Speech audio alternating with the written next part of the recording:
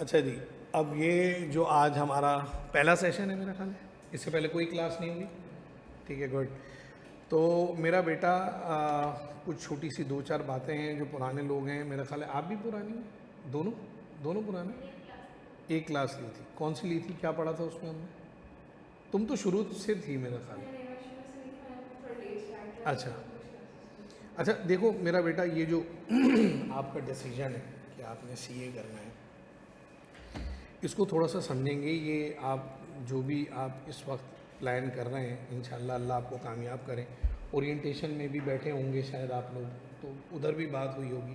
देखो ये वाली जो स्टडी है ना, ये रिवॉर्डिंग सिर्फ एक ही सूरत में है, जब आप इससे एक कमिटमेंट डेवलप कर रहे हैं। एडमिशन लेने से क्वालिफाई नहीं होते, ये याद रखना। एडमिशन लेने से आप क्वालिफाई नहीं होंगे, आपको अपने एटीट्यूड को चेंज करना पड़ेगा इन ड्यू प्रोस्पेक्टिव एंगेजमेंट। ये बात ज़रा बहुत ध्यान से और तवज्जो से सुनने वाली है। जो लोग घर पे हैं वो काइंडली एक्नॉलेज करें। आवाज़ आ रही है मेरी? जो मेरे मोहतरम बच्चे घर पे हैं, बिस्मा हैं, फातिमा हैं, मुस्फिरा हैं, मेरी बेटी आवाज़ आ रही है जी? तो याद रखिएगा कि एडमिशन लेने से आप क्वालिफाई नहीं होंगे, तय। आपको अपना एटीट्यूड टुवर्ड्स दैट प्रोफेशन एक मतलब अनमेच्ड कमिटमेंट डेवलप करनी पड़ेगी, जिसमें ये तय करना है कि भाई मैंने सीए करना है। तो आप कर पाएंगे।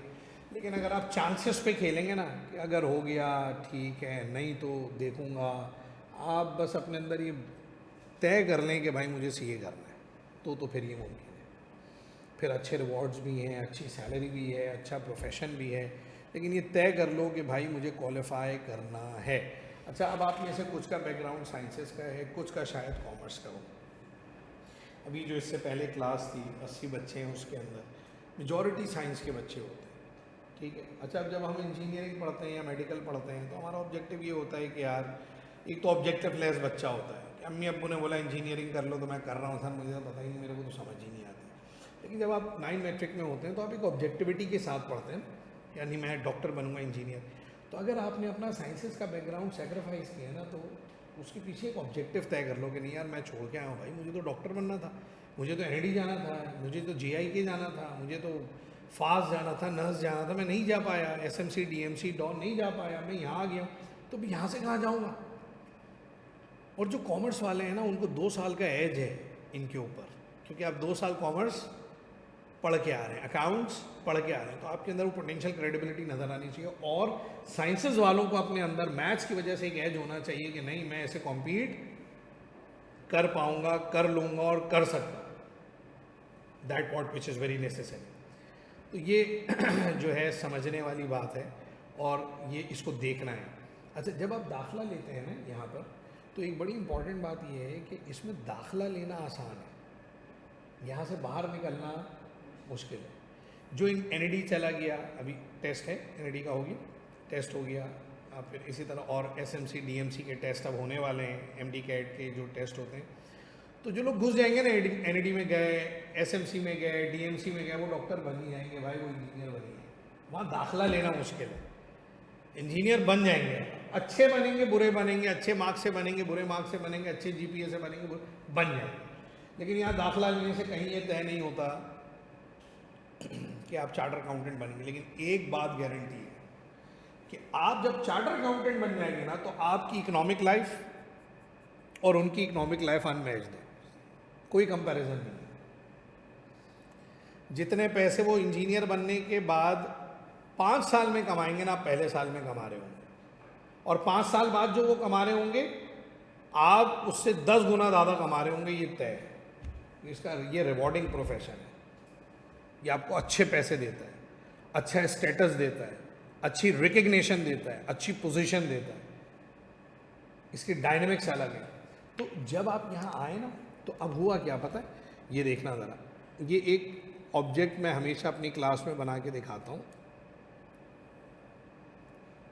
ऐसा एक ऑब्जेक्ट आपने अपनी फिजिक्स या केमिस्ट्री की लैब में देखा होगा, देखा भाई?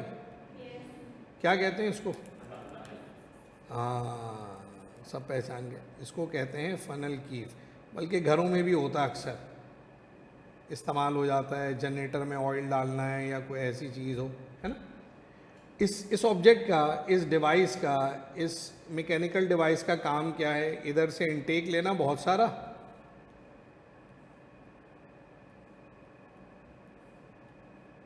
इनटेक आ गया ना बहुत सारा, लेकिन क्या इसका आउटलेट भी इतना ही है भाई? वो उसको सिंक्रोनाइज कर देता है। तो ये जो इनटेक है ना भाई, ये ज़्यादा है, लेकिन जो इसका आउटरीच है ना वो कम है। आपको रास्ता बनाना है।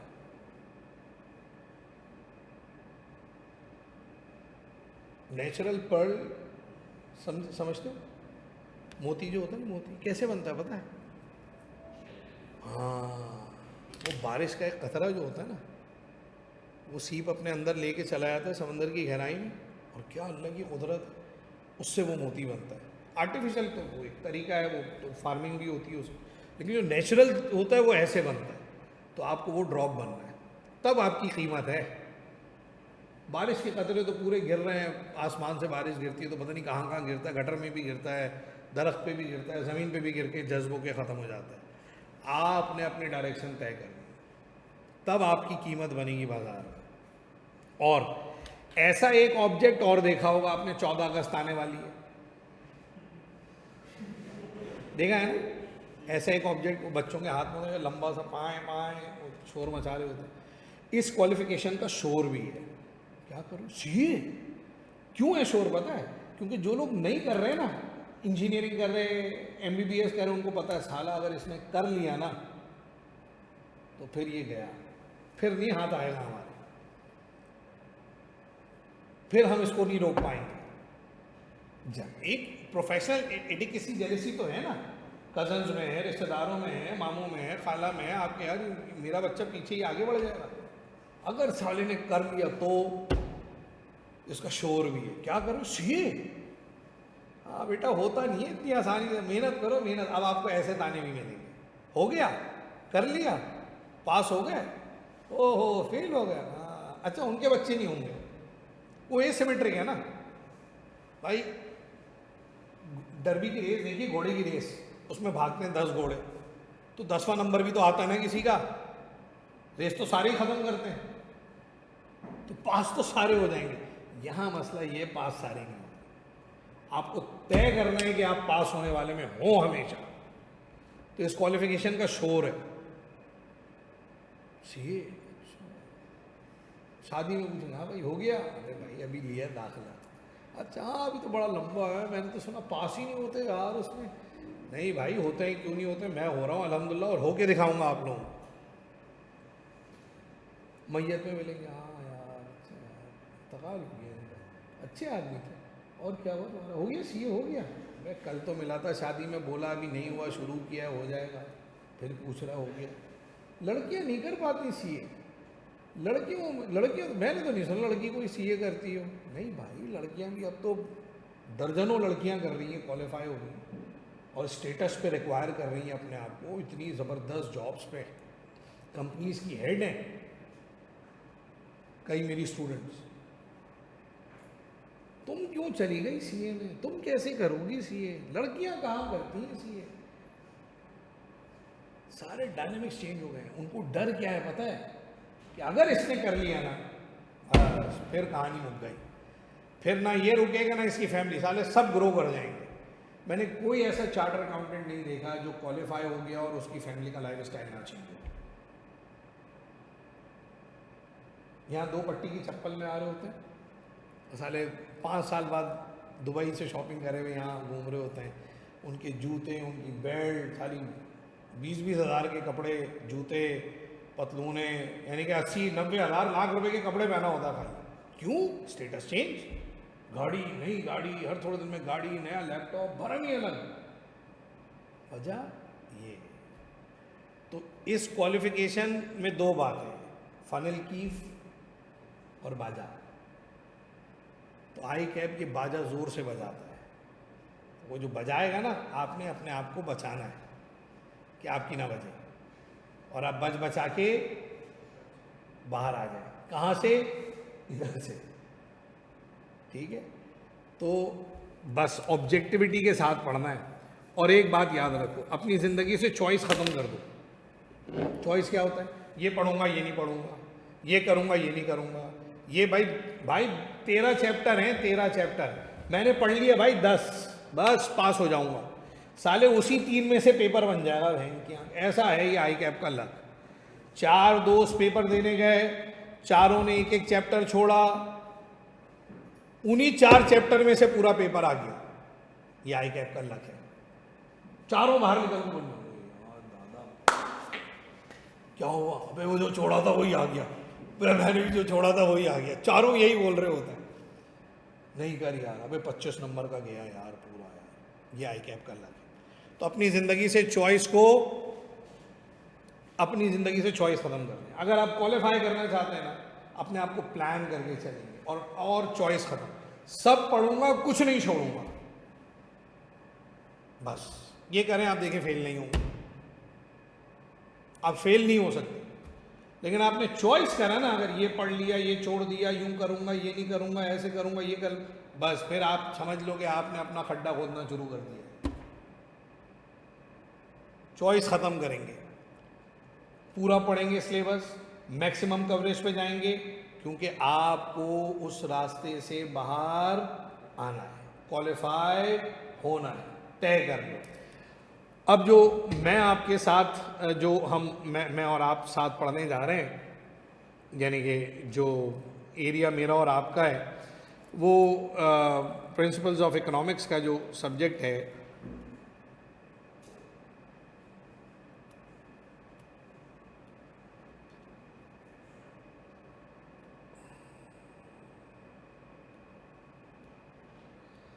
इसके पेपर के जो पैरामीटर्स हैं वो क्या हैं, याद रखिएगा। टाइम सबसे इम्पोर्टेंट है, इसलिए लिख रहा हूँ।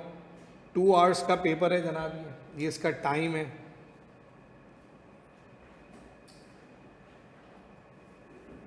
ठीक हो गया? 2 घंटे का पेपर है, और इस 2 घंटे के पेपर के अंदर मेरे दोस्तों, ये इसका मैक्सिमम टाइम मैंने लिख दिया है। पेपर का मैक्सिमम टाइम क्या है सर?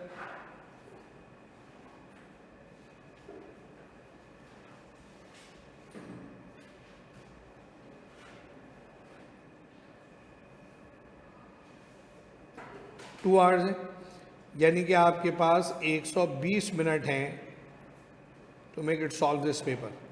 ठीक है? उसके बाद जो मार्क्स हैं, जो मैक्सिमम मार्क्स हैं इस पेपर के, वो मेरा बेटा है 100। मैक्सिमम मार्क्स हैं आपके 100। और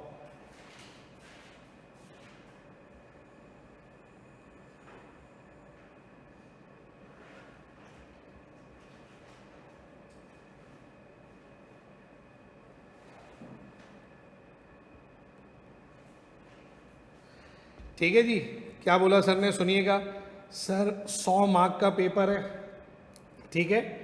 100 मार्क का पेपर है। 100 मार्क के पेपर में 2 MCQ, सॉरी 2 मार्क का 1 MCQ, तो टोटल मल्टीपल चॉइस क्वेश्चन कितने आएंगे? अच्छा, सिर्फ MCQ नहीं आता, BCQs भी आते हैं, मल्टी क्यूज भी आते हैं, यानी कि एक से ज़्यादा ऑप्शन वाले भी MCQ आएंगे, 2-3 वाले भी आ सकते हैं, फिल इन द ब्लैंक्स भी आ सकता है, ट्रू फॉल्स नहीं आता। मतलब ऐसा MCQ भी आएगा जिसमें 2-3 ऑप्शन होंगे। ऐसा भी MCQ आएगा जो कंडीशनल फ्रेम में होगा, उसका रिस्पॉन्सिव एसोसिएटेड आंसर आपको लिखना पड़ेगा, और एक ऑप्शन वाले भी आएंगे। ठीक है? अगर मैं सेट की बात करूं तो ये पूरा फ्रेम है। अच्छा बेटा, 1 मिनट बेटा, 1 मिनट बेटा, वो मल्टीपल स्क्रीन, सॉरी बेटा, मैं 1 मिनट सही कर दूं इसको। अब देखिए एक स्क्रीन आ रही है, अब देखिए एक स्क्रीन आ रही है,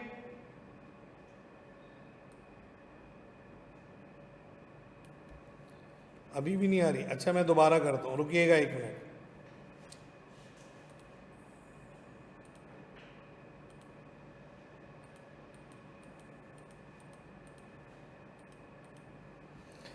अब देखना बेटा,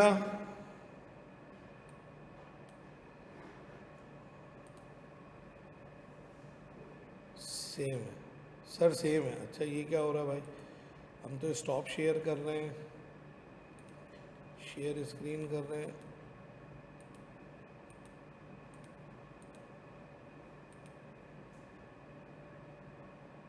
अब ठीक है?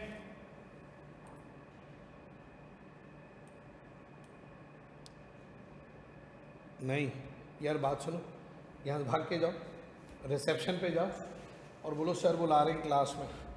1 मिनट बेटा, सही करते हैं अभी। ये क्यों हो रहा है ऐसा?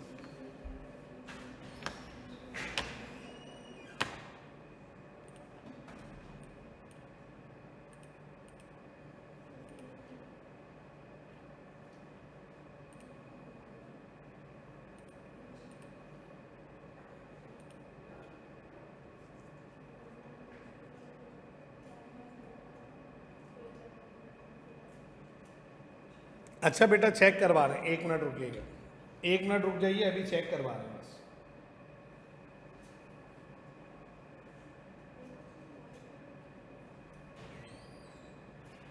बोला किसी को बेटा?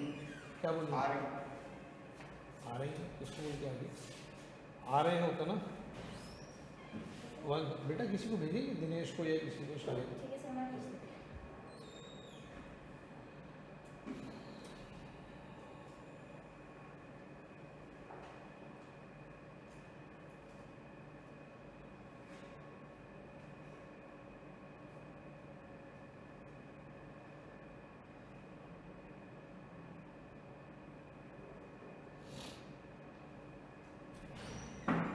यार दिनेश, बच्चे कह रहे मल्टीपल स्क्रीन आ रही है, मैंने तो शेयर भी करा दिया, सब कर दिया, क्यों?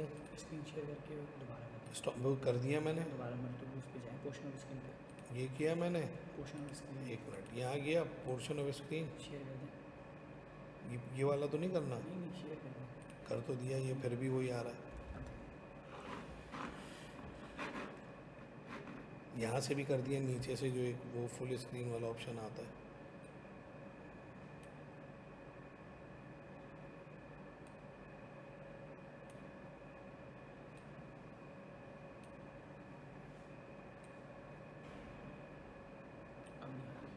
बेटा आप बताइए, अब सही आ रहा है? बेटा मेरे आप बताइएगा प्लीज, अब सही आ रहा है? अच्छा अब सही आ रहा है, ठीक है जी, ठीक है।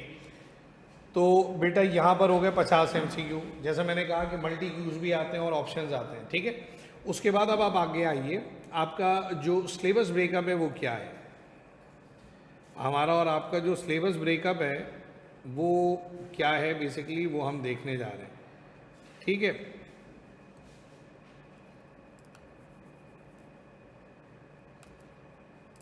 सुनिएगा मेरी बात।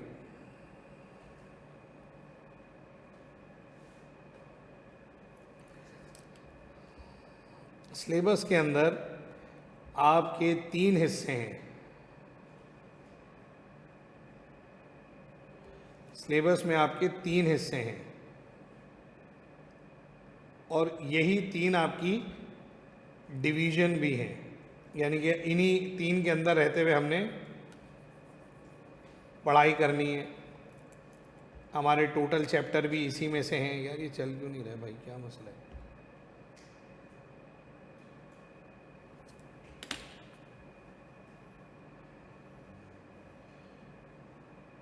लिखा क्यों नहीं जा रहा?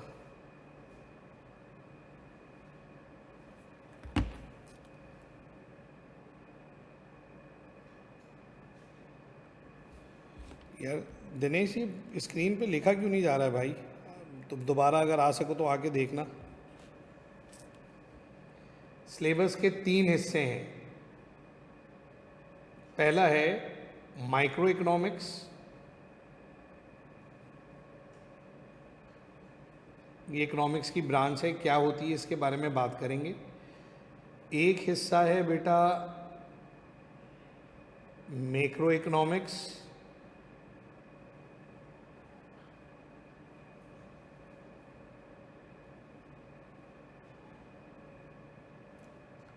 और आखिरी जो पोर्शन है आपके सिलेबस का,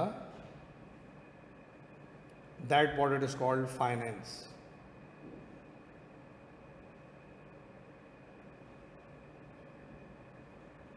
ठीक हो गया। अब ये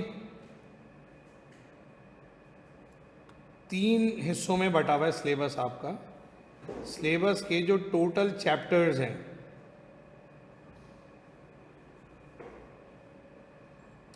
सिलेबस के जो टोटल चैप्टर्स हैं वो हैं कितने, 13 चैप्टर्स हैं, ठीक है। टोटल 13 चैप्टर्स हैं। 13 में से 4 चैप्टर हैं आपके माइक्रो इकोनॉमिक्स के, 4 चैप्टर हैं आपके फाइनेंस के,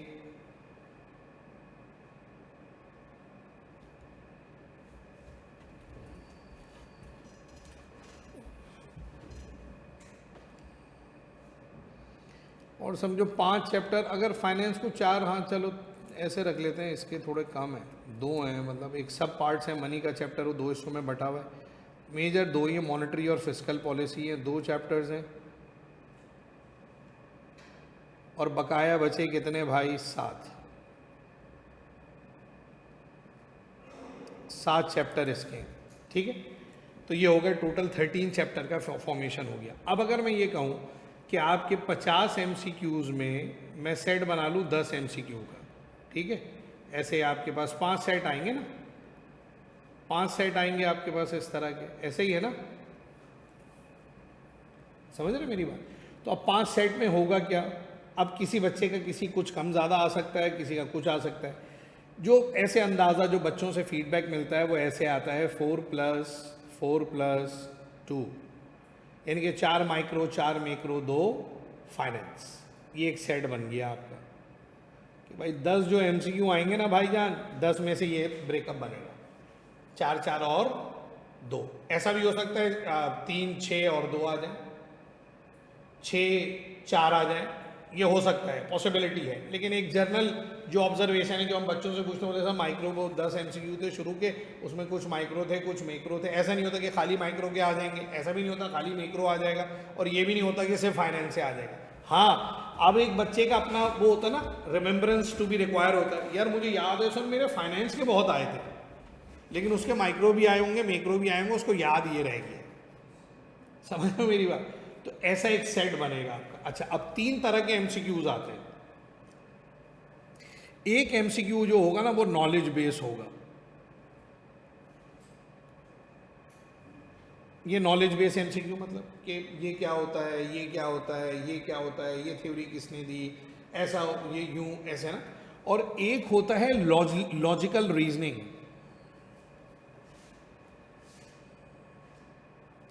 या वेरिएबल एसोसिएशन या लिंकेज जिसे हम कहते हैं। एक कुछ MCQ ऐसे आते हैं, नॉलेज बेस MCQ आ गया, और फिर आएगा लॉजिकल रीजनिंग जिसमें रिलेशनशिप होगा इकोनॉमिक वेरिएबल के दरमियान। मिसाल के तौर पे अगर टैक्स रेट को बढ़ा दिया जाए तो इस पे क्या होगा, इस पे क्या होगा और उस पे क्या होगा। जैसे मिसाल के तौर पे मैं एक जनरल आर्ग्यूमेंट दूं कि भाई तुम इंशाल्लाह क्वालिफाई हो गए, तुम्हारी जैसे ही तुम क्वालिफाई हुए तुम्हारी फैमिली इनकम बढ़ेगी, फैमिली इनकम बढ़ेगी तो तुम्हारे लाइफ स्टाइल पे क्या फ़र्क आएगा, पॉजिटिव या नेगेटिव? Sir positive. तुम्हारी कंजम्पशन पे क्या इफेक्ट आएगा? सर बढ़ जाएगी। कंजम्पशन के बढ़ने की वजह से तुम्हारी सेविंग पे क्या इफेक्ट आएगा? सर सेविंग भी बढ़ेगी। जब मेरी इनकम बढ़ेगी तो मैं कंज्यूम भी ज़्यादा करूंगा और बचाऊंगा भी ज़्यादा। समझ रहे मेरी बात? एम्प्लॉयमेंट पे क्या इफेक्ट पड़ेगा, आउटपुट पे क्या, ये वेरिएबल का लिंकेज आता है। ऐसे कि यूं हुआ, गवर्नमेंट ने टैक्स अप्लाई कर दिया, टैक्स लगाने से बिजनेस के प्रोडक्शन पे क्या होगा, इंडिविजुअल की कंजम्पशन पे क्या इफेक्ट आएगा। अगर गवर्नमेंट इलेक्ट्रिसिटी के टैरिफ को बढ़ा दे तो क्या होगा, अगर डायरेक्ट टैक्स बढ़ गया तो क्या होगा, इनडायरेक्ट टैक्स बढ़ा तो क्या होगा, इन्फ्लेशन होगी तो उसका क्या इफेक्ट होगा, अगर ग्रोथ रेट बढ़ रही है तो उसका इन्फ्लेशन पे क्या इफेक्ट आ जाएगा। ऐसे आएंगे कुछ MCQ। और कुछ आपके आएंगे न्यूमेरिकल्स, कैलकुलेशन वाले MCQ।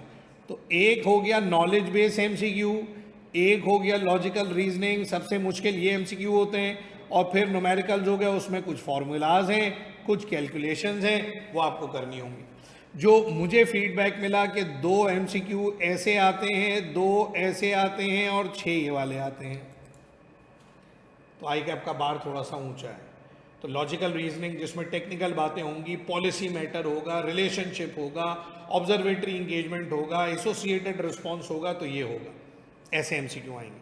तो हर 10 हर 10 एमसीक्यू में 3 तरह के एरियाज होंगे, नॉलेज, रीजनिंग, रीजन देना नहीं है, रीजन अप्लाई करना है, उसका लॉजिक सेंस करना है, इम्प्लीकेट करना है, पॉलिसी मेजर देखना है, उसको देखना है। फिर उसके बाद तीसरा क्या होगा, न्यूमेरिकल होगा, जिसमें आप कैलकुलेशन छोटी मोटी है, नेशनल इनकम कैलकुलेट कर दो, मल्टीप्लायर निकाल दो, इलास्टिसिटी निकाल दो, ये निकाल दो, सरप्लस निकाल दो, डेफिसिट निकाल दो, टैक्स का टोटल निकाल दो, डायरेक्ट टैक्स का टोटल क्या आ रहा है, इनडायरेक्ट क्या आ रहा है, पर कैपिटा इनकम क्या आ रही है, ऐसे फॉर्मूलाज आने शुरू हो जाएंगे। ठीक है, कंजम्पशन मल्टीप्लायर क्या है, सेविंग मल्टीप्लायर ये पढ़ेंगे अभी, एक्सेलरेटर क्या है, इस तरह की चीज़ें होंगी, इन्फ्लेशन कैलकुलेट करके दे दो, ये करके दे दो, ये कैलकुलेशंस आएंगी। तो इस तरीके से हमारा पूरा सिलेबस चलेगा। तो आपके पास एक माइंड मैप होना चाहिए कि जो हम पढ़ रहे हैं उसमें से कैसी चीज़ों को हमें पूछा जाएगा, पूछेगा एग्जामिनर, किस तरीके से हमने पेपर को अलाइन करना है। अब देखो एमसीक्यू जो होता है ना, एमसीक्यू, उसमें एक बड़ी अच्छी बात भी है और एक बड़ी बुरी बात भी है। अच्छी बात यह है कि जब आप एक ऑप्शन देखते हैं ना, कोई भी एक सवाल आया, जैसे पहला एमसीक्यू आपकी स्क्रीन पे नज़र आ रहा होगा, तो जो भी पहला एमसीक्यू आपकी स्क्रीन पे आपको नज़र आएगा मेरा बेटा, अच्छी बात यह है कि उसके नीचे 4 ऑप्शंस मौजूद होंगे, 4 ऑप्शंस मौजूद होंगे जिसमें से एक सही होगा। तो इसका मतलब यह है कि आपकी स्क्रीन पे आपका आंसर मौजूद है। ये अच्छी बात है। इससे अच्छी बात क्या हो सकती है कि तुम्हारा आंसर तुम्हारे सामने लिखा हुआ है।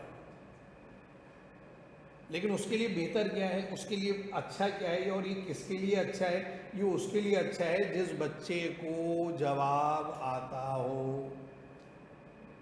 मदद नहीं आती, यहाँ चीटिंग नहीं होती यहाँ पे। ये देखो लिखने वाला जो पेपर होता है ना, उसमें आपको थोड़ा आता है, थोड़ा नहीं आता, कुछ तो लिखूंगा, कुछ तो करूंगा, कुछ भी करूंगा, कहीं से भी करूंगा, कुछ तो कर दूंगा, कुछ तो लिख के आऊंगा ना, खाली तो नहीं बैठा रहूंगा। अभी इस उम्र में खाली तो नहीं बैठ सकते आप। मसला कुछ तो पढ़ेंगे, कुछ तो लिखेंगे, कुछ तो नॉलेज देंगे एग्जामिनर को। लेकिन एमसीक्यू या तो आता है या नहीं आता, ठीक है ना। तो अब यहाँ ये मुश्किल हो जाती है। और हर सूरत आपको 50% मार्क्स लेने हैं। 50% मार्क्स का मतलब क्या हो गया कि 25 एमसीक्यू हर सूरत में क्या होने चाहिए, तो 25 को 2 से मल्टीप्लाई करेंगे तो 50 मार्क्स हर सूरत में लेने हैं। ये आपका पासिंग क्राइटेरिया है। अल्लाह ना करे 48 आ गए तो क्या होगा, भोले की कश्ती डूब गई, भूला गया। तो भोले को उस पार पहुंचाना है, इस समंदर में से इस कश्ती को पार लगाना है। भोले की कहाँ पहुंचाना है, यहाँ पर क्वालिफिकेशन वाले स्टेज पर। तो उसके लिए आपको ये 48 नहीं चाहिए। सर 46 नंबर आ गए, बेटा 46 आने का मतलब ये है कि आप 25 एमसीक्यू भी सही नहीं कर पा रहे। तो बस दुआ करना इम्तहान में नंबर पता ना चले।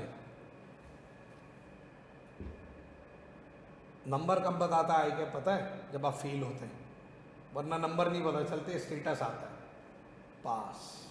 बस अल्लाह शाफी अल्लाह काफी, अल्हम्दुलिल्लाह। नंबर बता दिया, समझो हो गया काम तमाम। नंबर पता चल गया आपको, 30, 32, 35 तो नहीं आते। वो एक ऐसा हो सकता है कि एक में 2 ऑप्शन हो, आपने एक सही किया एक गलत किया, तो वो 35 आएगा, ये ऑड में आ जाएगा, वरना इवन नंबर आते हैं। 24 आ गए, 28 आ गए, है ना, ये ख़तरनाक है। नंबर नहीं आए, दुआ करना अल्लाह भी, मुझे नंबर नहीं पता चल, मुझे नहीं सुनने अपने नंबर, मुझे बस स्टेटस चाहिए कौन सा, पास। तो नंबर पता चले, समझो हो गया काम पूरा। 40 आ गए, इसका मतलब आपने 20 एमसीक्यू सही किए, और 20 सही करने का मतलब आप यार 50 में से 20 एमसीक्यू, आपकी 50% तैयारी भी नहीं थी इम्तहान की, तो आपसे आई क्या 50% मांग रहा है, वो आपने देना। तो ये करना है भाई सारों ने। ठीक हो गया, जो लोग घर पे हैं वो इतनी बात समझ गया, तो आज मैं फिर पढ़ाना शुरू करूं। बोले भाई, बोले बेटा जी आगे बढ़ूं जी। सबका पेपर अलग अलग आता है मुस्फिरा, चीटिंग का कोई चांस नहीं है। हाँ, कोई चांस नहीं है चीटिंग का भाजी, यही तो टेंशन है। कोई चांस नहीं है चीटिंग का, समझी। तो पेपर सबका एक ही आता है भाई, अलग अलग आता है, एक दिन में ही होगा। अब जो बराबर वाले का एमसीक्यू का ऑप्शन है वो आपका नहीं होगा। ऐसा भी नहीं होता, जैसे वो बचपन में हम पेपर देते थे ना, तो उसमें ये होता था कि वो हैं वही 20 MCQ, वो जो मैट्रिक वैट्रिक में होता है। आपका अब जो पहला है वो किसी का नवा है, जिसका नवा है वो आपका 12वां है, तो वो चलो पूछ लिया आपने, उसका क्या इसका क्या, इसमें ऐसा नहीं होता। नहीं, नेगेटिव मार्किंग नहीं। नेगेटिव मार्किंग होती तो फिर तो और मुश्किल हालात हो जाते।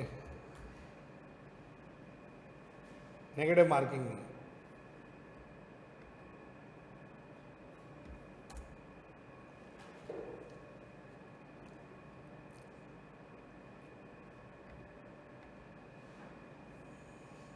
चले, कितने लोग हैं जिनका इकोनॉमिक्स से कुछ थोड़ा बहुत पुराना वास्ता है?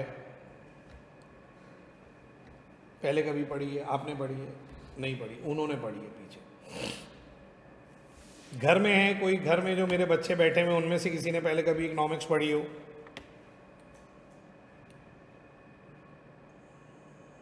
आंसर की हाँ वो मिल जाती होगी, लेकिन वो इतनी कितनी नहीं, आंसर की नहीं मिलती। कितनी आंसर की निकालेगा भाई?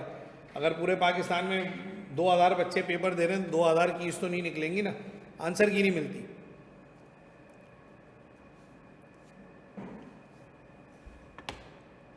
ठीक है, चलूँ आगे।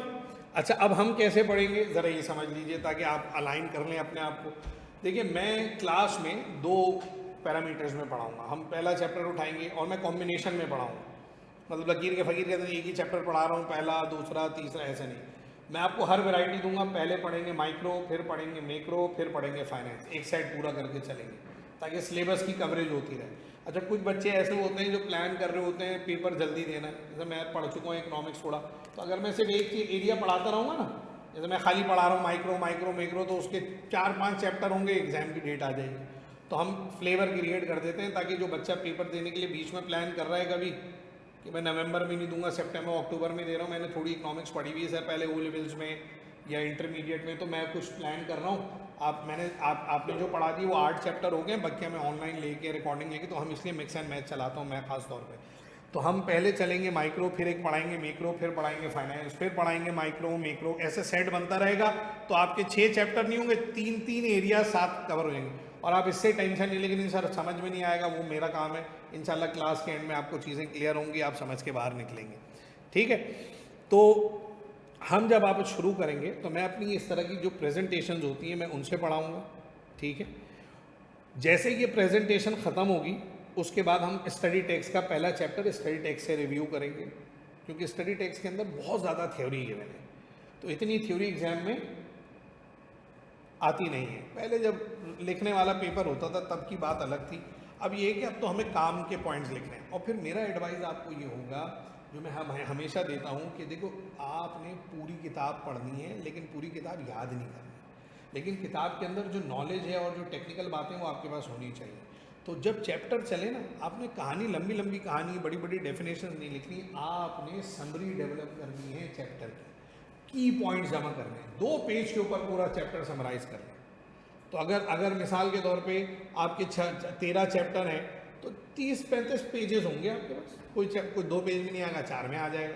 तो अगर 30-35 पेज होंगे जिसमें आपका पूरा सिलेबस होगा, समझ रहे मेरी बात? तो जब आपको रिकॉल करना है आपने वो 30 पेज उठा के देखना है, आपका पूरा सिलेबस आपके हाथ में आ जाएगा। स्टडी टेक्स्ट मैं आपको साथ पढ़ा दूंगा, नोट्स मैं आपको सारे दे दूंगा, समरीज भी मैं दे दूंगा, हर चैप्टर के एंड में मैं आपको एक समरी भी दे दूंगा टेस्ट से पहले, लेकिन उस समरी को अपडेट करने का काम आपका है। खुद भी बनाए, मैं भी दे दूंगा आपको, काम आसान हो जाएगा। मैं आज ही शेयर कर दूंगा पहले चैप्टर की समरी, तो आप उसका प्रिंट आउट ले लें या जैसे करें, ई मेंटेन करना है ई कर लें, जैसे कुछ लोग बोलते हैं जैसे हमारे पास टैबलेट है या लैपटॉप है हम उसी में अपडेट कर लेंगे, वहीं से पढ़ लेंगे। कोई कहते नहीं सर मुझे तो हार्ड कॉपी से पढ़ा जाता, तो भाई आप समरी लेके उसके प्रिंट आउट ले लेंगे, 2 10 15 20 25 30 रुपये खर्च होंगे। स्टडी टेक्स्ट अपना ऑनलाइन ले लें, मंगवा लें, ऑनलाइन डाउनलोड कर लें, वहाँ से ICAP की वेबसाइट्स होता है, मैं ग्रुप पे भी शेयर कर दूंगा, ग्रुप बना लेंगे 1 आध दिन के अंदर, वहाँ से पढ़ लेंगे। ठीक है, ये है। आइए स्टार्ट करते हैं। जो लोग घर पे हैं वो लोग साथ हैं, ज़रा काइंडली एक्नॉलेज करिएगा। मोहम्मद साद, मुस्फिरा बेटा, इज़ान, बिस्मा नूर बेटा, क्लियर है, आवाज़ आ रही है, सारी चीज़ें। सो आई विल प्रोसीड फर्दर।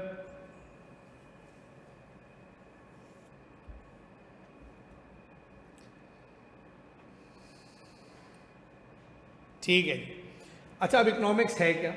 ऐसे सब्जेक्ट आप क्या पढ़ेंगे इस साल जो आपके जो पेपर एग्जाम देने हैं आपने, जो इस पहले स्टेज में आपने अकाउंट्स पढ़ना है, आपने इकोनॉमिक्स पढ़ना है, आपने बिजनेस पढ़ना है, आपने मैथ्स पढ़ना है, ठीक है, क्वांटिटेटिव मेथड जिसे कहते हैं, मैथ स्टैट्स का कॉम्बिनेशन है, और उसके पास एक आपने पढ़ना है BWCS जिसमें इंग्लिश भी है और कम्युनिकेशन स्किल्स भी हैं, सारी चीज़ें।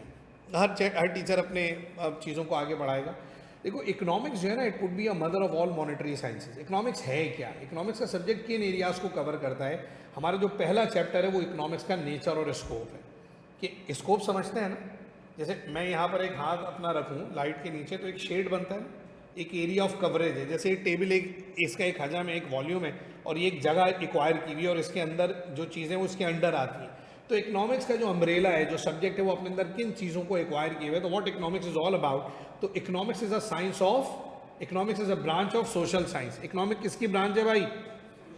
अब ये पहली बात आ गई काम की, ये याद रखने वाली है कि economics is a branch of social science. पहली बात क्लियर होती है, इकोनॉमिक्स क्या है, it is a branch of social science. क्या है? तो सर ये सोशल साइंस क्या होती है? वो जो हमने बचपन में सोशल स्टडीज़ पढ़ा था, क्या वही है? जी ये वही है, उससे करीब करीब है, वही मिलती जुलती बात है। अब सोशल साइंस क्या है, ये डेफिनेशन लिख लेंगे, इसकी ज़रूरत नहीं है। Social science deals with the society. Social science किससे डील करती है? सोसाइटी से। सोशल साइंस किससे डील करता है बेटा? सोसाइटी से। और and the relationship between different economic agent, and the relationship between different economic agents within a society, different economic agents within a society। तो सोशल साइंस किससे डील करता है? सोशल साइंस डील करता है सोसाइटी से और सोसाइटी में रहने वाले जो इकोनॉमिक एजेंट हैं। सर ये इकोनॉमिक एजेंट क्या होता है? अभी बात करते हैं। सोसाइटी क्या होती है? अभी बात करते हैं इसमें। तो इकोनॉमिक्स क्या है? इकोनॉमिक्स सोशल साइंस की ब्रांच है। क्या बोला सर आपने? Economics is a branch of social science. Social science क्या है? वो डील करेगी किससे? सोसाइटी से और सोसाइटी में रहने वाले जितने इकोनॉमिक एजेंट हैं उनका आपस में जो रिलेशन है। अब सर ये सोसाइटी क्या है और इसके साथ आगे बढ़ूं तो इकोनॉमिक एजेंट क्या है जरा समझिएगा। जब मैं सोशल साइंस की बात करूं तो वो कोसाइडेड है। सोशल साइंस कोसाइड है। प्लस करें किन दो चीजों के बारे में बात करेगी मेरा बेटा? एक सोसाइटी, दूसरा इकोनॉमिक एजेंट। सोसाइटी किसे कहते हैं और इकोनॉमिक एजेंट क्या होते हैं, जरा इस पे बात करते हैं। सोसाइटी क्या है? क्लस्टर, जमघटा, हुजूम। जैसे ऊपर देखते हैं, अंडर द सरफेस तो है ना, ऊपर अबव द सरफेस स्काई क्या है हमारे ऊपर? सर के क्या नजर आ रहा है? क्लस्टर ऑफ स्टार्स, है ना। कभी आप देखें नासा की जो हबल टेलीस्कोप है, या कभी किसी टेलीस्कोप से आप ऊपर देखें, अलग ही दुनिया है बॉस, अलग मैकेनिज्म है, अजीब अलग ही कायनात है। ओ गैलेक्सीज, अरबों गैलेक्सीज, उसमें अरबों सितारे, और उसके अंदर हमारा एक प्लानिटरी सिस्टम पूरा मौजूद है जिसमें हम जिंदा हैं, जो अर्थ है। तो ये क्या है? ये क्लस्टर है, जमघट्टा, गुच्छा जिसे कहते हैं ना। तो सोसाइटी क्या है? Cluster of individual, cluster of individuals and institution who live in a definable community, live in a definable area and agree to share resources। लिखने की जरूरत नहीं है, जो लिखने वाली बात थी मैंने उस पर टिक लगा दिया है, लिख लेंगे। तो ये क्या है? क्लस्टर, जमघट्टा, group of individual and institution who live in a definable area and agree to share resources। जैसे मैं आपको यहाँ से ले जाऊँ कराची से सुपर हाईवे पर, और सुपर हाईवे का ये रोड चल रहा है, ठीक है, एक हैदराबाद जाने वाला रोड है और एक हैदराबाद से आने वाला रोड है, ठीक है। ये जाने वाला रोड है, ये आने वाला रोड है। यहाँ कहीं बीच पे निकल कर मैं आगे बहुत दूर अंदर बहुत खाली जगह पे ले जाके आपको एक 2000 गज का बंगला, 2000 स्क्वायर यार्ड्स का एक बेंगलो दे दूँ with all of the necessities, जिसमें आपका घर भी हो, जॉगिंग ट्रैक भी हो, स्विमिंग पूल भी हो, सब कुछ हो। लेकिन ये रोड है ना, हाईवे, ये हाईवे ना, हाईवे से आपका घर है तकरीबन समझो 30 किलोमीटर अंदर, बिल्कुल बयाबान में, और हाईवे से कराची का जो शहर है वो है करीबन 40 किलोमीटर दूर, ठीक है। अब ये टोटल अगर आपको कराची आना है तो कितने किलोमीटर ट्रेवल करना है? अब आप यहाँ पे मैंने आपको शिफ्ट कर दिया, जा भाई जाके रह ले, जी ले अपनी ज़िंदगी, सब कुछ है वहाँ, पूरा घर है, लाइट है, बिजली है, पानी है, गैस है, अम्मी अब्बा के साथ शिफ्ट हो जाओ, सारी फैसिलिटीज़ हैं घर के अंदर, TV, LED, LCD, refrigerator, washing machine, गाड़ी, बाइक, सब कुछ आपके पास है। अब आप वहाँ रह लें। बोलेंगे लेकिन सर वो तो खाली है, चारों तरफ सन्नाटा है। भाई रहो जाके, इतना बड़ा घर है, यहाँ तुम फ्लैट में रहते हो, लेकिन 2000 गज का बंगला दिया है वहाँ पे। चलो 2 नहीं लो भाई, लिए 5000 गज का बंगला ले ले भाई, जा वहाँ रह ले, खुशी खुशी रह जाके, हमें क्यों टेंशन कर रहा है, सोलर पैनल है, ना लाइट जाएगी, ना कुछ जाएगा, पानी भी आएगा, गैस भी आएगी। अब बोलोगे लेकिन सर वो जो मगरिब होती है तो ऐसा अंधेरा हो जाता है, चारों तरफ सन्नाटा, कोई मेडिकल इशू हो जाए, कभी अस्पताल जाना हो। अम्मी ने बोला जा रोटियाँ ले आ, अब 70 किलोमीटर दूर जा रहा है रोटी लेने, जाओ दही ख़त्म हो गया, दही ले आओ। अबे भाई दही लेने, दही कहाँ से लाऊं मैं? दवाई ले आओ, कपड़े लाओ, जूते लाओ, स्कूल कहाँ है, कॉलेज कहाँ है, तो कुछ भी नहीं है। सर मैं अपने इलाके में खुश हूँ, जहाँ मेरे लोग हैं, मेरे रिश्तेदार हैं, मेरी कम्युनिटी है, मस्जिद है ना, इमाम बारगाह है, मंदिर है, चर्च है, मेरे मार्केट है, हॉस्पिटल है, स्कूल है, कॉलेज है। गाड़ी ख़राब हो गई तो, अब यहाँ गाड़ी ख़राब हो गई, घर से निकले रोड पे आने के लिए 20 किलोमीटर पे गाड़ी ख़राब हो गई, अब खड़े हो साले, बुला लो किसी को, ना गाड़ी सही होगी, जो मैकेनिक ही नहीं है वहाँ। तो ऐसे ही है ना। तो हम सोसाइटी में रहते हैं,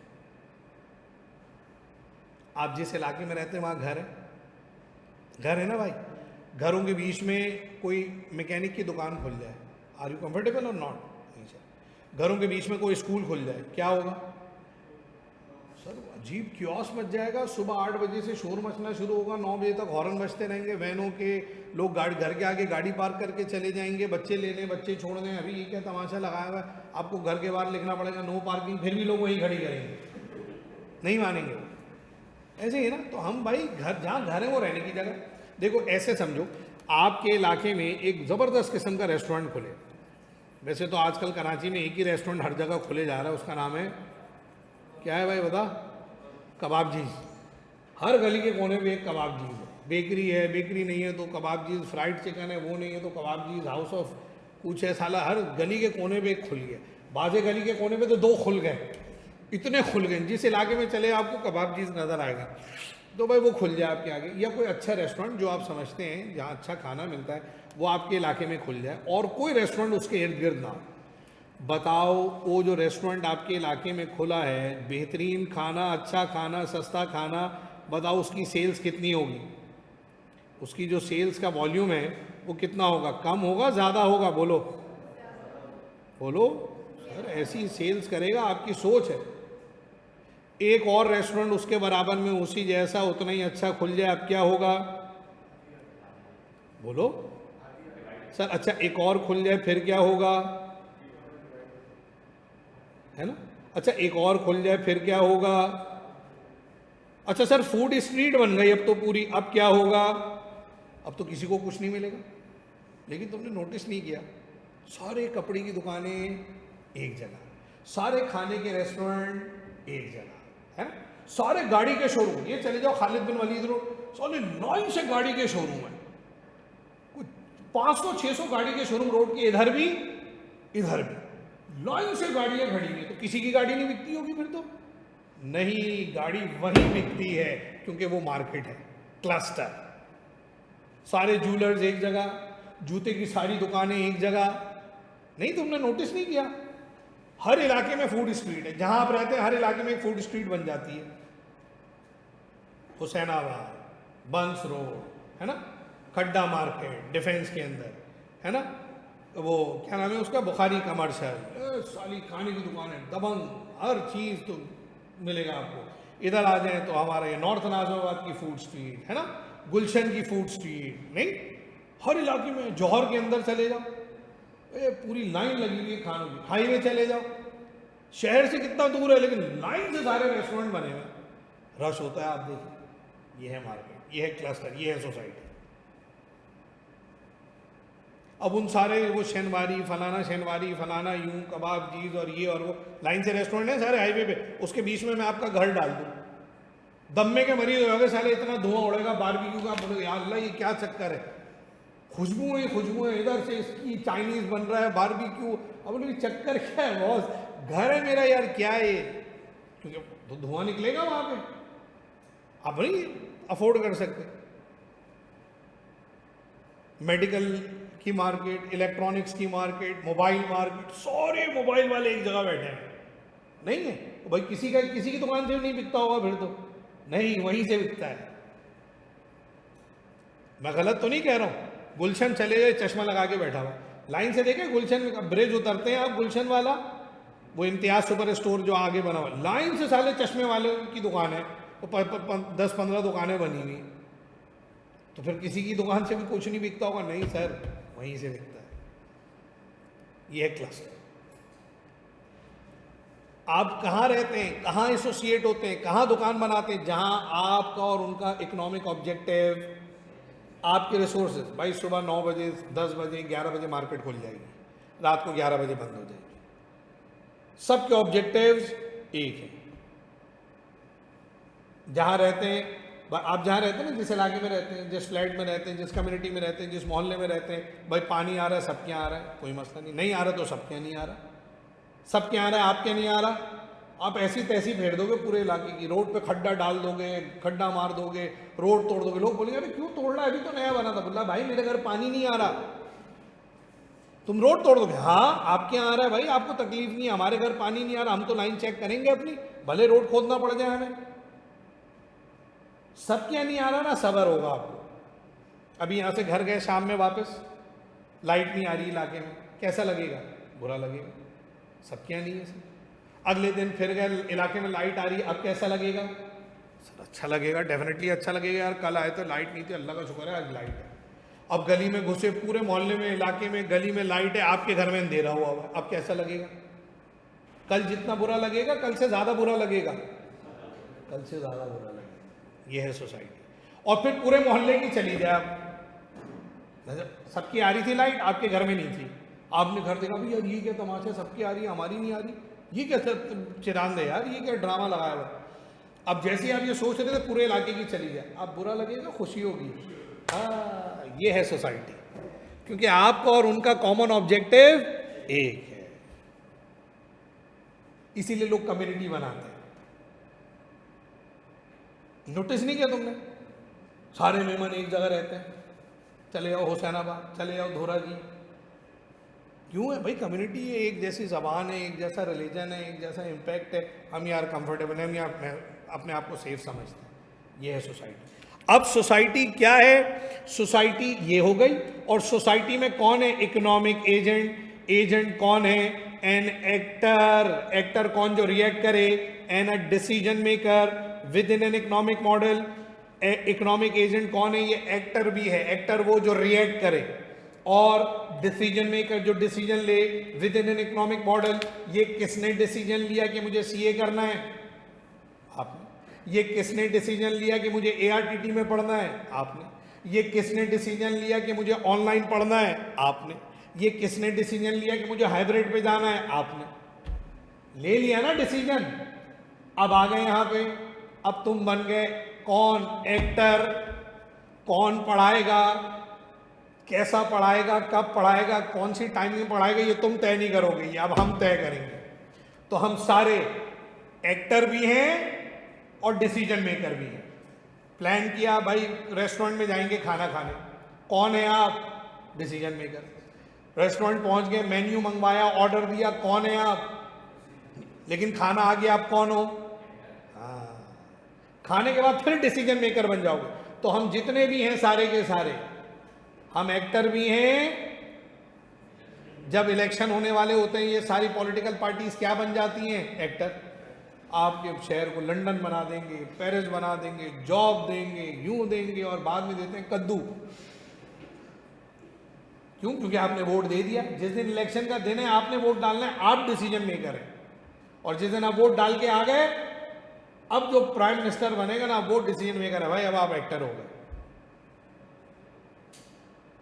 आप समझ रहे हैं मेरी बात। तो हम सारे के सारे इकोनॉमिक एजेंट जो सोसाइटी में आपको नजर आते हैं, कौन, house hold, families, individual, businesses, government, ये सारे कौन है, ये इकोनॉमिक एजेंट हैं। ये एक्टर भी हैं और डिसीजन मेकर। ये डेफिनेशन लिख लोगे। इकोनॉमिक एजेंट कौन है? एन एक्टर और अ decision maker within an economic model. ये काम की बात है, इसे याद रखना है। सही है बिस्मा नूर बेटा, मुस्फिरा बेटा, साद, क्लियर हो रही है बात मेरी? और यार ये भाई लेटो नहीं, ईजान भाई उठ के बैठो यार, उठ के बैठो प्लीज। ये लेट ऐसे लेट लेट के नहीं पढ़ो यार प्लीज, आप लोग यार उठ के बैठो, शाबाश। ईजान आवाज आ रही है तुम्हें?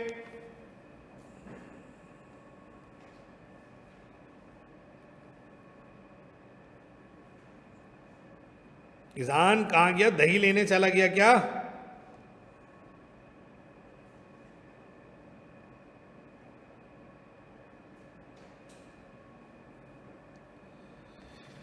ठीक हो गया। एन एक्टर और अ decision maker within an economic model. तो दुनिया में जितनी भी इकोनॉमीज हैं जरा समझिएगा। देखो होता क्या है, सुनिएगा मेरी बात। देखो ये जैसे लेट्स टेक एन एग्जांपल, ये दुनिया नजर आ रही है ना, दुनिया इस वक्त आपको ये रही है। अब इस दुनिया के अंदर ये है पाकिस्तान, सपोज करते हैं। पाकिस्तान के अंदर ये है सिंध, ठीक है। सिंध के अंदर ये है कराची। अब ये आ गया Karachi, let's take an example, ये कराची का ज्योग्राफी आ गया, ये कराची आ गई, ठीक है। कराची के अंदर ये जो हमने कराची बनाया टेढ़ा मेढ़ा, उसमें हमने ये बनाए छोटे छोटे गड्ढे।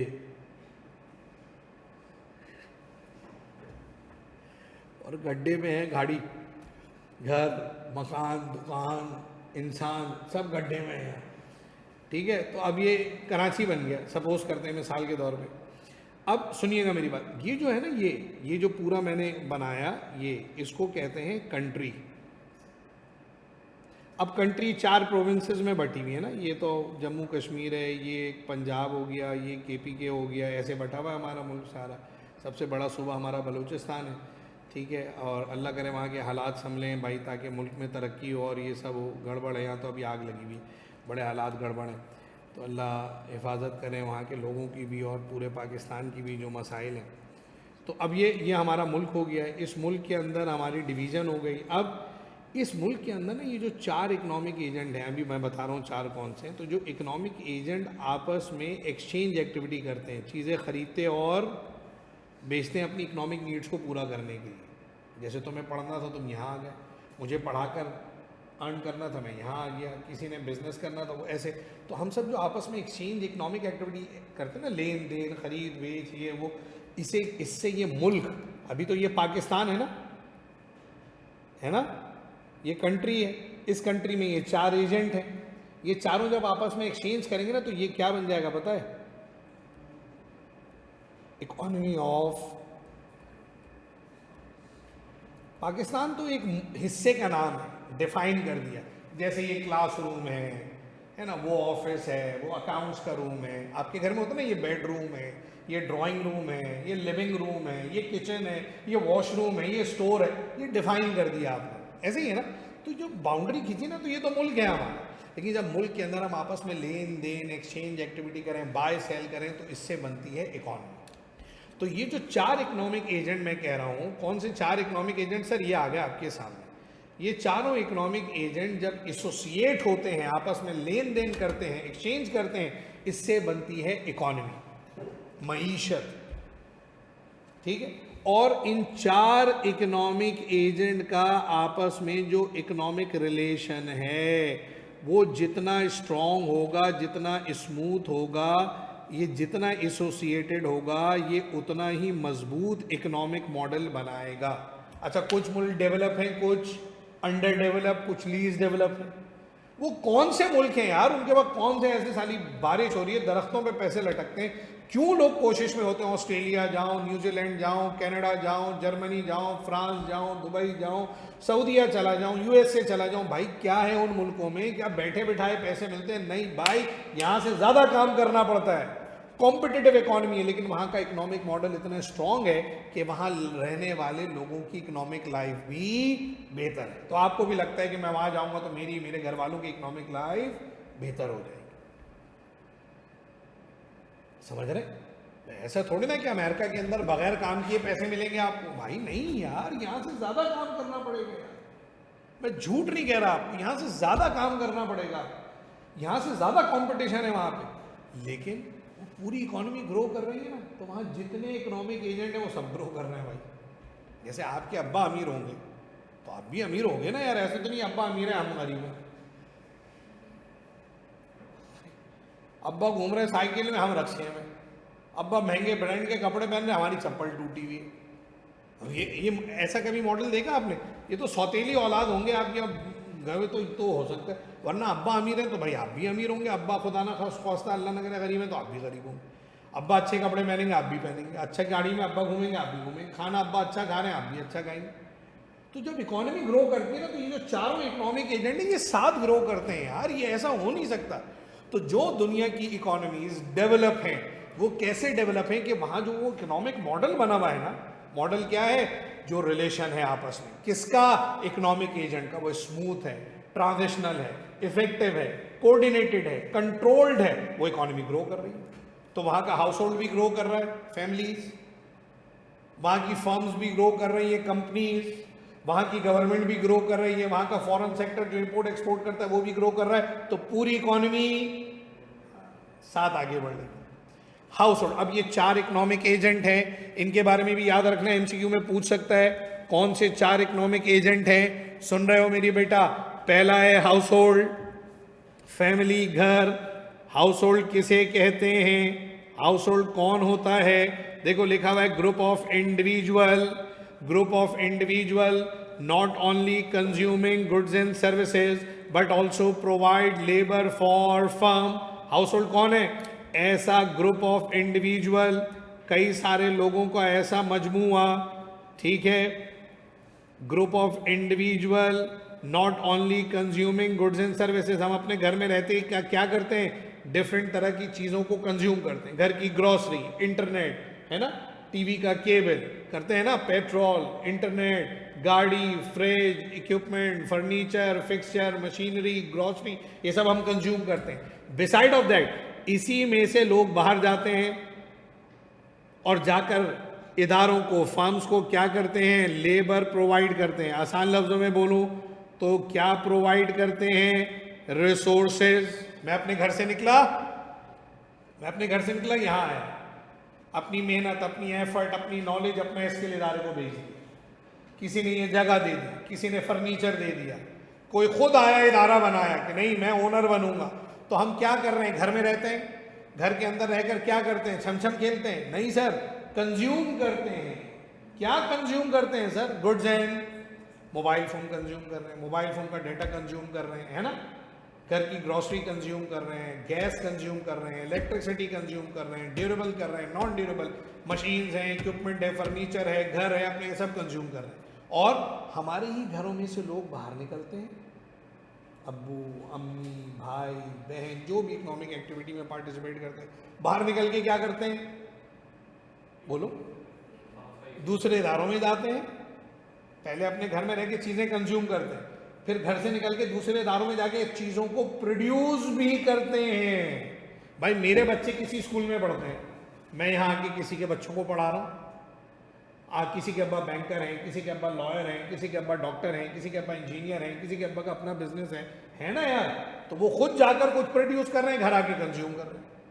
यह house hold, group of individual consuming goods and services and provide labour and resources for firm. फिर फर्म किसे कहते हैं? सुनो, इदारा किसे कहते हैं? Group of institution. इदारे क्या है भाई? जरा नाम तो ले, इदारों का नाम लो, बोलो, कुछ कंपनीज के नाम लो, बोलो ना यार, तुम्हारे इर्द गिर्द इतनी सैकड़ों कंपनीज हैं, नाम लो ना, बोलो, बोल दे बहन नाम। एंग्रो केमिकल्स है, एंग्रो फर्टिलाइजर है, एंग्रो फूड्स है, एंग्रो है ना, नाम सुना है ना एंग्रो का? कौन सा ग्रुप है ये? हाँ, दाऊद ग्रुप है, वो जो अभी टाइटैनिक एक्सपेडाइटेशन पे दो बेटे गए थे, शहजादा दाऊद और क्या नाम था उनका, है ना, सुलेमान दाऊद, इंतकाल हो गया। वो गए थे ना टाइटैनिक देखने, सबमर्जेंस सबमरीन में, वो प्रेशर बर्दाश्त नहीं कर पाए, वो हो गए, बेचारों की डेथ हो गई। और वो बहुत बड़ा ग्रुप है यार। दाऊद पब्लिक स्कूल उनका है, KSBL के नाम से एक यूनिवर्सिटी है आगा खान के बिल्कुल सामने, वो उनकी है। दाऊद नहीं, दाऊद किसी और की है, वो भी उन्हीं की है, दाऊद इंजीनियरिंग यूनिवर्सिटी हो सकता है बिल्कुल। SIUT का नाम सुना है, एक हॉस्पिटल है, उसके कई ब्लॉक इनके बनाए हुए, सुलेमान दाऊद, हनीफिया दाऊद, उनकी फैमिली डोनेशन, बहुत बड़ा ग्रुप है। UK से ऑपरेट होता है, पाकिस्तानी है, बेहतरीन काम कर रहे हैं। और बोलो नाम। हाँ, मरी पेट्रोलियम्स है ना, शेल है, टोयोटा है, होंडा है, सुजुकी है, PSO है, OGDC, PI, ये क्या है? फर्म्स क्या कर रहे हैं? Producing goods and services and creates employment opportunity. इदारे क्या कर रहे हैं? फर्म्स क्या कर रही हैं?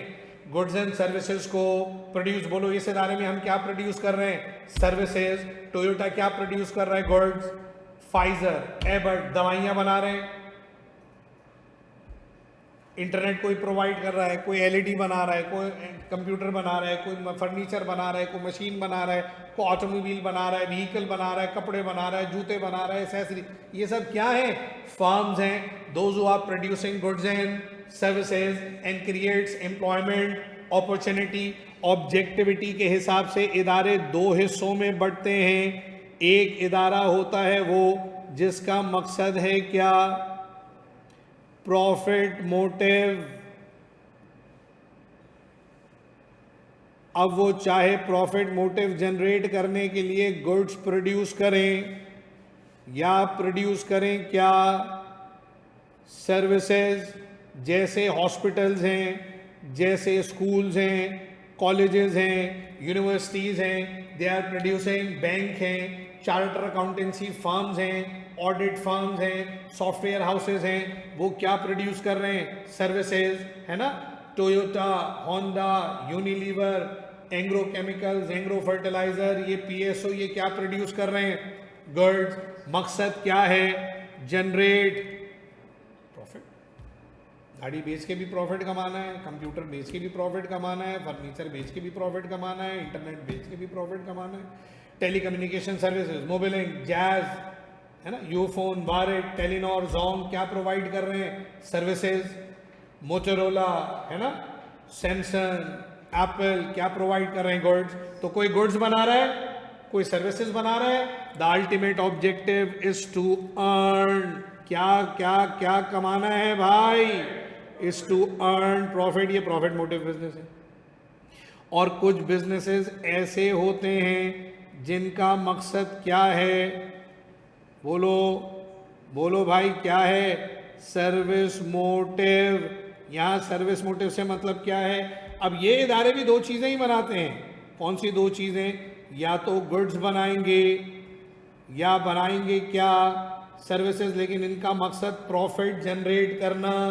ये नॉन प्रॉफिट ऑर्गेनाइजेशन है, नॉन प्रॉफिट ऑर्गेनाइजेशन है, मगर या तो ये गुड्स बना रहे हैं या ये सर्विसेज बना रहे हैं। जैसे अभी SIUT का नाम लिया था, अस्पताल है, सर्विसेज दे रहा है, 1 रुपया नहीं लेते आपसे, सब चैरिटी।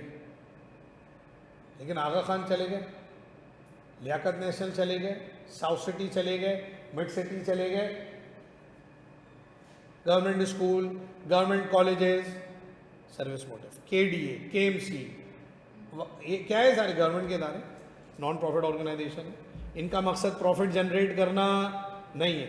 इसमें गवर्नमेंट इंस्टीट्यूशंस आ गए, चैरिटेबल इंस्टीट्यूशंस आ गए, नॉन गवर्नमेंट ऑर्गेनाइजेशन, NGOs आ गए, ट्रस्ट आ गए, सैलानी वेलफेयर, आलमगीर वेलफेयर, JDC, ये क्या है?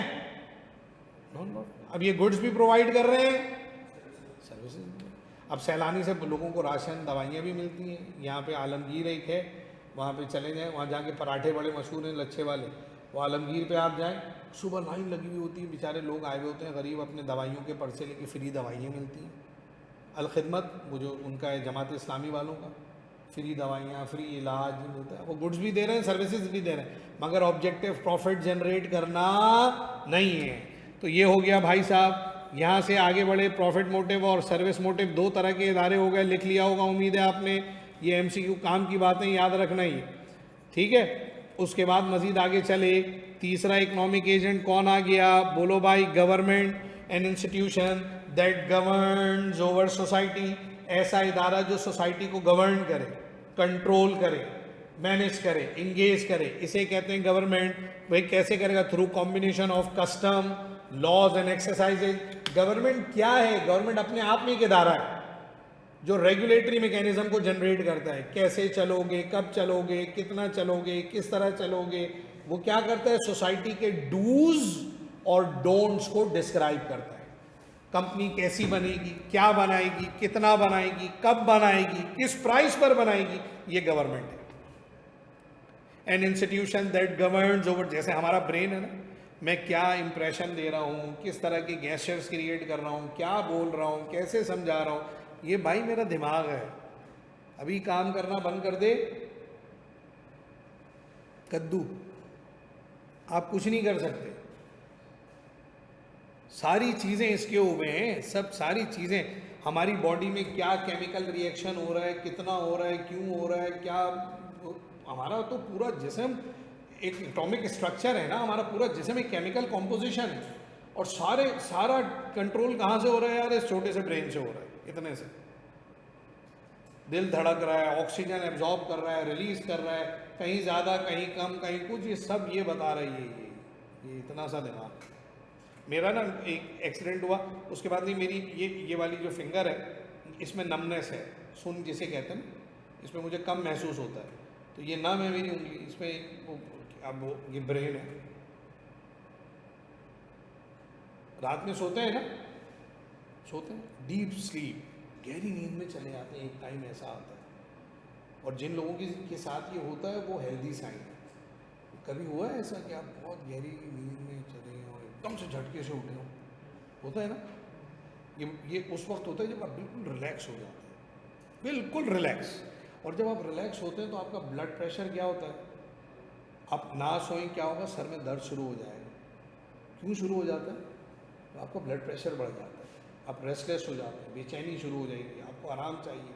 अल्लाह ने रात रखी, इसलिए हम सोते हैं तो रिलैक्स हो जाते हैं, ब्लड प्रेशर नीचे हो जाता है, गहरी नींद में चले जाते हैं। देखा ना आपने क्या आपकी कंडीशन।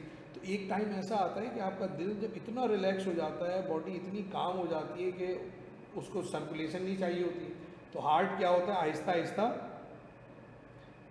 कम करता है। लंबी गहरी सांसें ले रहे होते हैं आप, जब आप सांस लंबी गहरी करके अंदर रोकेंगे तो हार्ट भी कम पंप करता है, तो वो एकदम करंट आता है दिमाग से, टिंग के भाई साले मर जाएगा हराम को। तो एकदम से जब वो हार्ट यूं करता है ना, भप लब डब आवाज़ आती है ना, जो बायोलॉजी के स्टूडेंट उन्होंने पढ़ा होगा, हार्ट में से आवाज़ आती है ना, लब डब। तो वो जब डब करता है ना, लब डब लब डब डब, एकदम आपको झटका लगता है, गिर गया ऊपर से, क्या अल्लाह। तो कभी तकिया गिरा होता है, कभी आप नीचे गिरे होते हैं, तो वो आप गिरते नहीं, आपको लगता है किसी ऊंची जगह से मैं नीचे गिरा हूँ। वो क्या होता है? वो आपका ब्रेन सिग्नल देता है आपके हार्ट को, अबे ओ उल्लू पंप करना शुरू कर, वरना तेरी बॉडी में सप्लाई रुक गई तो साला फालिज हो जाएगा, दिमाग बंद हो जाएगा, तो पागल हो गया साले, मस्ती में चढ़ा हुआ। तो फिर आप उठ के बैठ जाते हैं, हाँ ये क्या हो गया मेरे साथ, समझ रहे? तो भाई इसी तरह पूरी इकोनॉमी कैसी चलेगी, ये गवर्नमेंट तय करती है। और हमारे मुल्क का जो बैंड बजा हुआ है वो इसलिए कि हमारा जो ये गवर्निंग मैकेनिज्म है साला ये गड़बड़ है। और दुनिया के जो मुल्क डेवलप है वहाँ क्या है? हाँ, तो ये है इकोनॉमी भाईजान, ऐसे चलता है मुल्क। और आखिरी में कौन आ गया? भाई घर वाले कुछ तो रिस्पॉन्ड दो, कुछ हंस लो, रो लो, गा लो, कुछ तो बोलो, सुन टुन डिलाइला, अबे समझ आ रहा है? हाँ बोलो, नहीं बोलो, क्या हो, कुछ तो बोलो।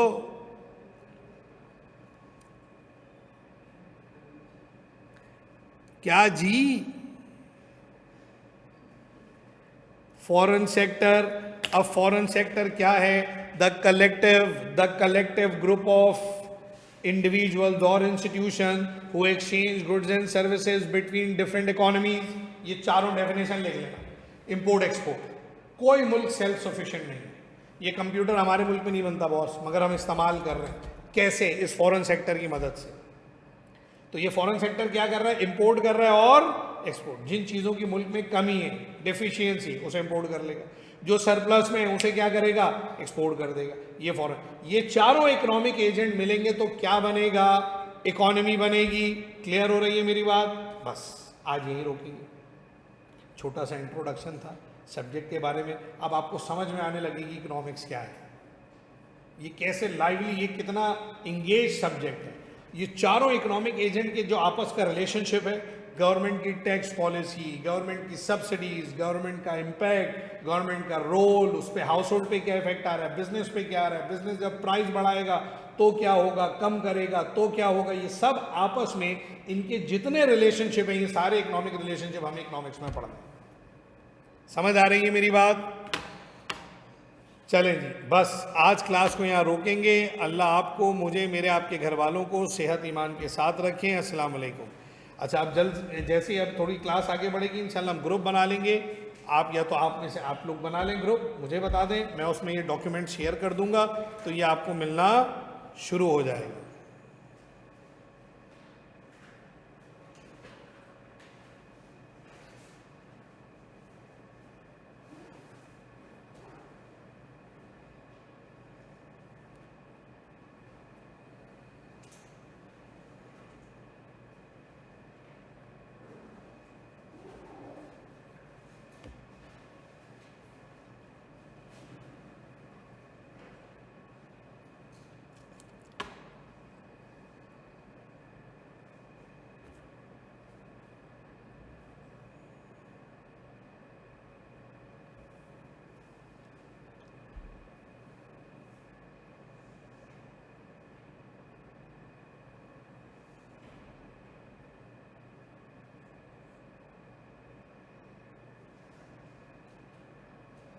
ठीक है जी।